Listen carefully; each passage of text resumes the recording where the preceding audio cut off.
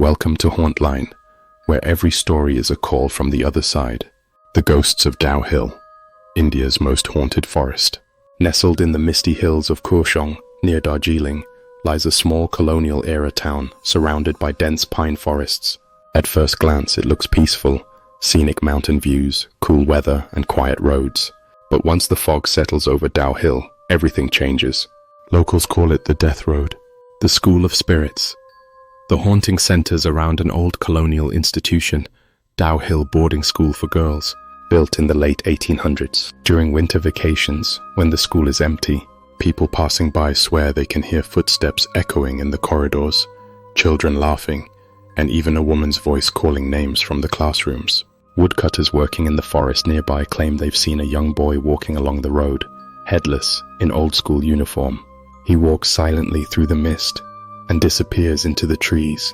Between Dow Hill Road and Forest Office Road, many locals have died under mysterious circumstances.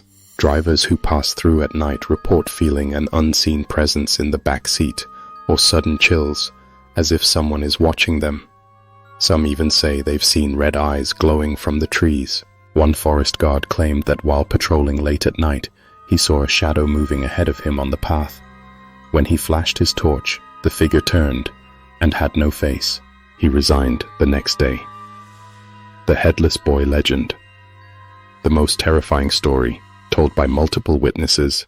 The road between death and the school between Dow Hill Road and Forest Office Road is of the Headless Boy of Dow Hill. They say he appears suddenly, walks a few meters down the road, and vanishes into the forest, leaving behind the faint sound of dragging footsteps. People who have seen him reportedly suffered nightmares for weeks or fell ill without explanation. One tourist said she felt something cold grip her neck right after seeing the boy, and later found finger-shaped bruises on her skin. The haunted forest. Even in daylight, the forest feels unsettling. The trees are tall and twisted. The air unnaturally silent. Locals avoid entering alone because they believe the forest holds restless spirits of those who died there. Students, soldiers, and travelers. There are even stories of voices whispering names, children giggling, and shadow figures peering through the mist. It's said that Dow Hill is cursed, a place where the line between life and death is blurred. Modern-day encounters. Ghost hunters and journalists who visited the area claim their cameras malfunctioned. Batteries drained instantly, and audio recorders picked up whispers and distant laughter when no one was around. Some tourists reported fainting near the school gates, claiming they saw a woman in grey standing behind them in the reflection of their car windows. Even locals who've lived there for generations refuse to talk about the forest after dark. They say, once the fog comes, don't look back. The mystery remains to this day. Thank you for listening to Hauntline. Subscribe and answer your next call from the beyond.